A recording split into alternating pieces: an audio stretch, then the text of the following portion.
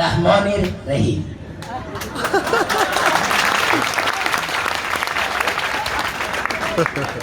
نړۍ مننه زنده‌باد. ډېره زیاته مننه. تاسو نه نړۍ مننه کوم په دې خاطر چې په دغه زرینو شېبو کې راغلی او د ما تر څنګه ودرېدلی. زنده‌باد. بسیار زیاد سپاسگزارم از همه. ما تیمی دولت ساز هستیم، نه تیم غاصبین و نه تیم چرچپاول.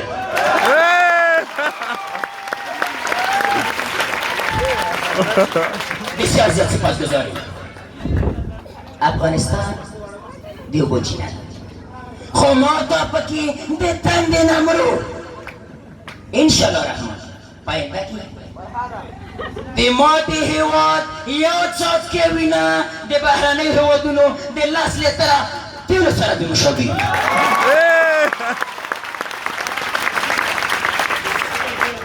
زه دا نه وایم چې تاسې مطرح بلکې تاسې به پخپله ما قرار راکوئ.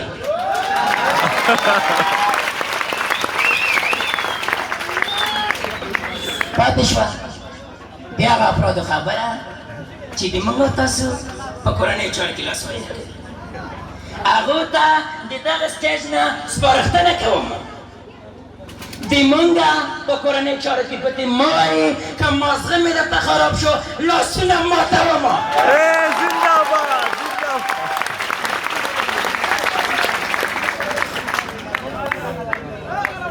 راځم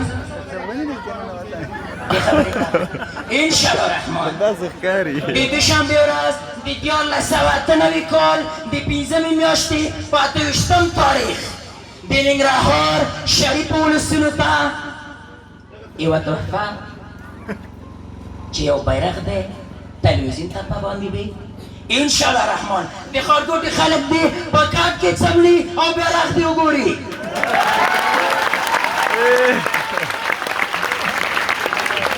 دا یو داسې بیرغ نه دی چې یوازې د ښارګوټي نه یا د جلال آباد خلک وي.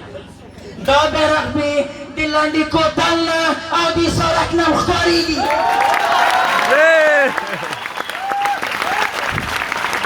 ډېره مننه. دغه ویاړ دا د ننګرهار حق او ما ویل ساتنه پالنه او د دغه بیرغ ته پاملرنه دا د ننګرهار د شریفو ولسونو ذمهواري ده. انشاءالله رحمان په آینده کې دغه بیرغ شاوخوا به یو پارک جوړوي او دغه پارک به دې چې کوم ټکټ اخیستل کېږي که په آینده کې چېرته دغه بیرغ خراب شي دا به بېرته ورباندې جوړېږي. دا یوه وړه پروژه نه ده بلکې ډېره لویه پروژه ده. دا یو داسې بیرغ نه دی د اسیا په کچه دویم بیرغ دی.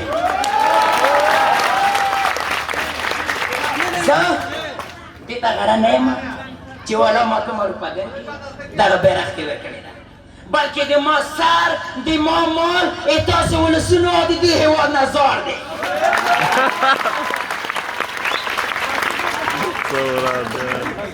بسیار زیاد سپاسگزارم. ما یک افغان هستم. پشتون در دل ما جای داره، تاجکن در دل ما جای داره، هزارم در دل ما جای داره، کلشان در دل ما جای داره. برتری و بهتری در افغانستان وجود نداره. کسی که میگه پشتون بهتر است راست نمیگه. کسی که میگه هزاره بهتر است اون راست نمیگه. بلکه پشتون و هزاره و ازبک کلش یک افغان است. آسیانی است.